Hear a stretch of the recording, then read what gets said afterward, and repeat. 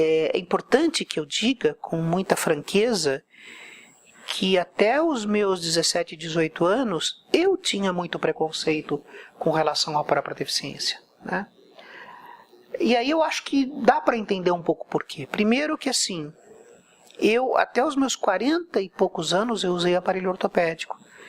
Um aparelho ortopédico pesado, que não se desenvolveu tecnologicamente no mundo inteiro, as órteses se desenvolveram muito menos do que as próteses, um aparelho que machucava, que me dava escara e etc. Muito certamente porque a minha família inteira, ao longo da minha infância e adolescência, disse para mim, o meu filho se livrou da cadeira de rodas. Como se a cadeira de rodas fosse um objeto terrível. Ainda hoje ela guarda um pouco uma imagem no imaginário popular de que ela é prisão, quando na verdade ela é o contrário, ela é liberdade. E aí, como é que eu ingressei neste mundo e comecei a conhecer mais pessoas com deficiência como eu? Eu não conhecia ninguém, a não ser uma outra pessoa na escola que tinha alguma deficiência, mas eu só vinha conhecer quando eu resolvi entrar no movimento. E isto foi em 1981, quando teve o Ano Internacional das Pessoas com Deficiência. Naquela época eu comecei a ouvir falar muito, e alguma coisa, mas sem muito a clareza que eu tenho hoje, me disse, por que não? Por que eu tenho que ficar excluído se eu também sou deficiente? Mas ninguém me chamava de deficiente na minha casa, né? Pelo contrário, quando eu resolvi ingressar, acho que a minha família toda levou um susto, como quem diz, como se eu não fosse dessa turma.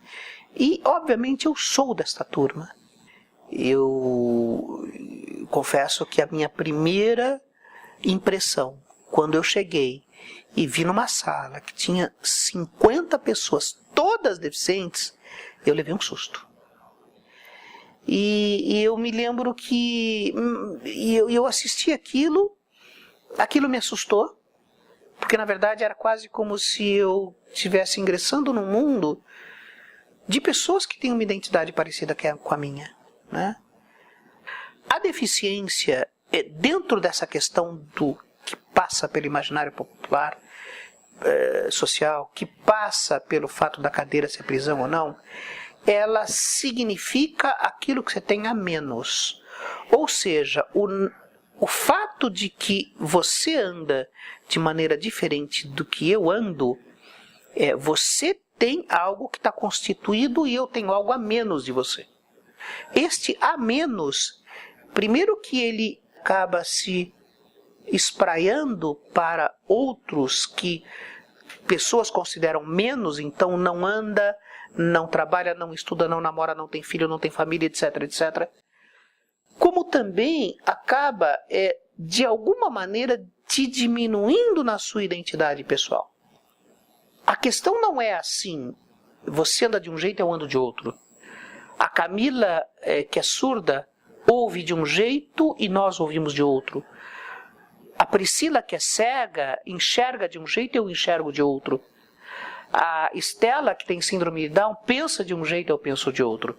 Não é assim. Eu não ando, a Camila não ouve a Priscila, não enxerga e a Estela não tem a mesma capacidade intelectual que todos nós temos. Então é uma coisa que é a menos. E esse a menos é um redutor da tua identidade e da tua personalidade e da tua existência.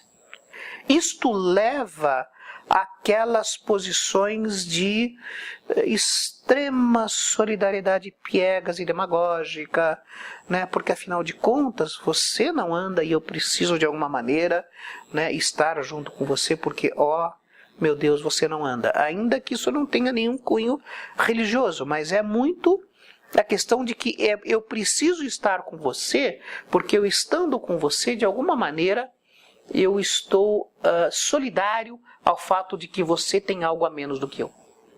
E por isso é que eu toco muito na questão da cadeira de rodas, porque à medida em que eu tenho a paraplegia como algo que me identifica de forma positiva, aí eu posso ter uma cadeira de rodas que eu mexo, que eu brinco, que eu quero que a minha seja mais bonita que a sua, A cadeira de rodas é algum objeto que você veste, que você usa. Não haverá mundo, mesmo num futuro muito distante, em que não tenha pessoas com deficiência. Por mais que a medicina avance, você sempre terá alguma possibilidade de um acidente. Também, por outro lado, querer um mundo em que não tenha deficientes é querer um mundo nazista, é querer um mundo de perfeitos ou de iguais. E pelo contrário, não somos iguais, somos diferentes. Então eu acho que assim, conviver da melhor forma possível com esta diversidade, num mundo em que temos pessoas de cores diferentes, de idades diferentes, de religiões diferentes, de opções sexuais diferentes, de constituições físicas e intelectuais diferentes, e ter nisso uma riqueza e saber que a riqueza é algo fundamental do ser humano, é algo que nós não devemos perder nunca. Eu acho que o grande ganho disso tudo é perceber, e eu percebi com outras pessoas que têm deficiência também, o quanto a deficiência é parte integrante. A deficiência é uma palavra muito ruim, mas que é essa, né? Mas o quanto o fato de eu ser paraplégico é parte constitutiva da minha identidade de forma afirmativa e não negativa. Isto é absolutamente fundamental. E é assim que a gente vai se construindo para sempre.